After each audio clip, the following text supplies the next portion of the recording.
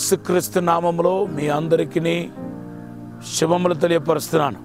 ఈ దినాల్లో దేవుని యొక్క కృప, ఆయనకు అభిషేకం కొలత లేకుండా దేవుడు ఇస్తానని మాట్లాడుతున్నాడు.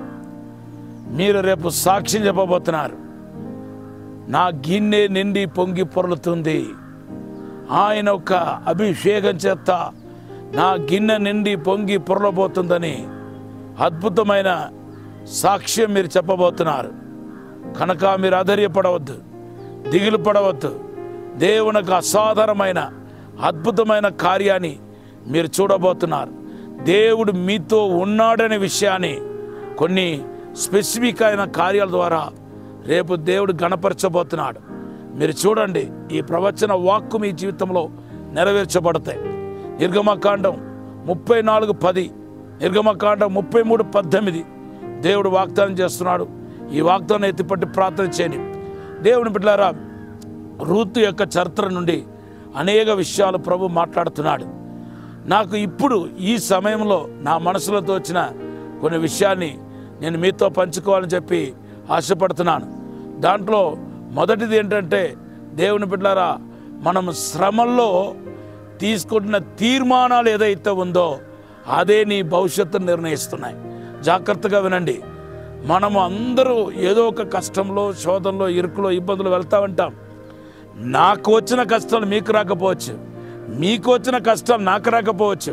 కానీ ఈ కష్టాల్లో మనం ఉన్నప్పుడు మన మనస్సు ఎట్టు లాగుతుందో దాన్ని బట్టి రేపు నువ్వు ఎలాగ ఉంటావనే విషయాన్ని మనం గ్రహించగలుగుతాం. రూతు తన కష్టాల్లో అన్నీ జరిగిపోయింది, అన్ని ఇబ్బందులు ఎదుర్కొంది. ఇప్పుడు తన కష్టాల్లో ఉన్నప్పుడు ఆమె ఒక్క సరి అయిన నిర్ణయానికి వచ్చింది. మరలా నేను నా స్వదేశానికి వెళ్ళకూడదు, మరలా మా ఇంటి దగ్గరికి వెళ్ళకూడదు.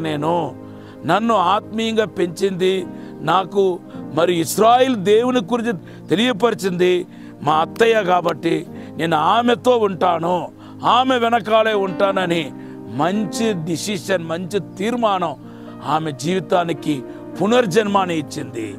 ఆమె జీవితానికి దేవుని బిడ్డలారా మరి కొత్త ఆకులు, కొత్త చిగురు పుట్టినట్టుగా చేసింది. బోయాజు దగ్గరికి నడిపించేది ఎవరు? రూతుకు బోయాజు తెలుసా? తెలియదే. కానీ బోయాజు కూడా ఎవరిని బట్టి రూతును ఆహ్వానించాడు, తన దగ్గర చేర్చుకున్నాడు. నయోమిని బట్టియే కాదా, నయోమి తన బంధురాలు కాబట్టి బోయాజు కూడా ధైర్యంగా 2 స్టెప్స్ ముందుకు రాగలిగాడు. ఈరోజు పరిశుద్ధాత్మ దేవుడు మాట్లాడుతున్నాడు. నీ కష్టాల్లో, శోధనలో, ఇరుకులో don't take any wrong decision. నువ్వు ఒక కష్టాలు వచ్చినప్పుడు, శోధనలు వచ్చినప్పుడు నువ్వు తప్పుడు నిర్ణయానికి వెళ్ళబాకు, తప్పుడు శోధనలకు వెళ్ళబాకు. ఒక అతను అంటున్నాడు, మా అమ్మ చచ్చిపోయింది కాబట్టి బాధ తట్టుకోలేక ఆ బాధలు మర్చిపోవడానికి తాగుడు అలవాటు చేసుకున్నాను, ఇప్పుడు నుండి నా తాగుడు మర్చిపోలేకపోతున్నాను అన్నాడు. ఎంతో బాధ అనిపించింది. మా అమ్మ కూడా చనిపోయింది. మా అమ్మ అంటే నాకు చాలా ప్రేమ, చాలా ఇష్టం. ఎందుకంటే నేను సేవకు వచ్చిన తర్వాత 25 సంవత్సరాలు నాతోనే ఉన్నారు. ఆమె కన్న సంతానాలు అందరికంటే నా దగ్గరే ఎక్కువ టైం గడిపారు కాబట్టి నాకు మా అమ్మగారికి చాలా అటాచ్.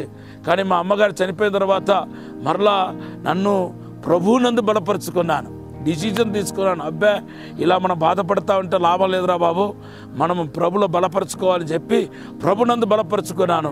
అందుకొరకు ఈరోజు నాకు అంత పెద్ద బాధ, వేదన లేకపోయినా దేవుడు సురక్షితమైన పాటల్లో నన్ను నడిపించుకుంటూ పోతున్నాడు.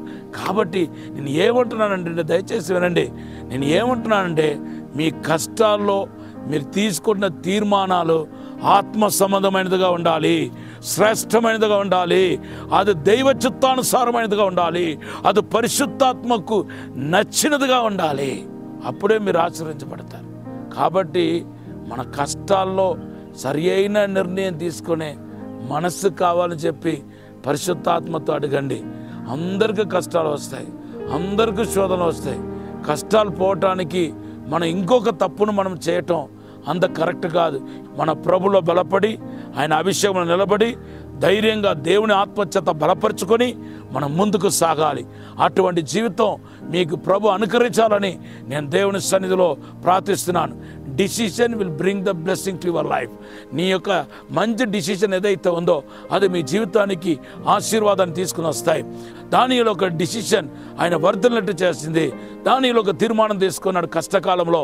దానియేలు క్రింద 1వ అధ్యాయం 8వ వచనంలో దేవుని బిడ్డలారా ఆ తీర్మానం ఏం చేసిందంటే దానియేలు క్రింద 6వ అధ్యాయం 28వ వచనంలో వర్ధిల్లినట్టు చేసింది.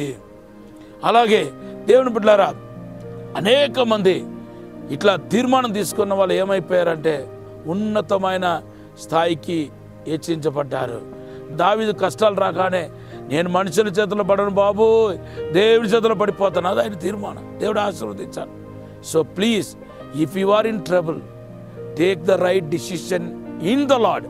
It will bring the blessing to your life. ఇప్పుడు ఒక చిన్న ప్రార్థన చేస్తాం.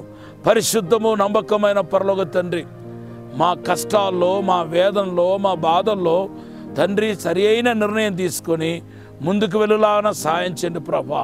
నీ అసాధారణమైన అద్భుతమైన కార్యం జరిగించండి, మహత్తరమైన కార్యం జరిగించండి. పరలోక వెలుగు చేత మహిమ చేత నింపుమని, అభిషేకించమని, దీవించి వర్ధల చేయమని, తోడుండమని యేసు నామములో అడిగి వేడుకుంటున్నాము తండ్రి. Amen, amen. కీర్తన 34:17 దేవుడు మీకు వాగ్దానంగా ఇస్తున్నాడు. ఆ వాగ్దానం బట్టి మీరు దీవించబడిన గాక. ఆమెన్.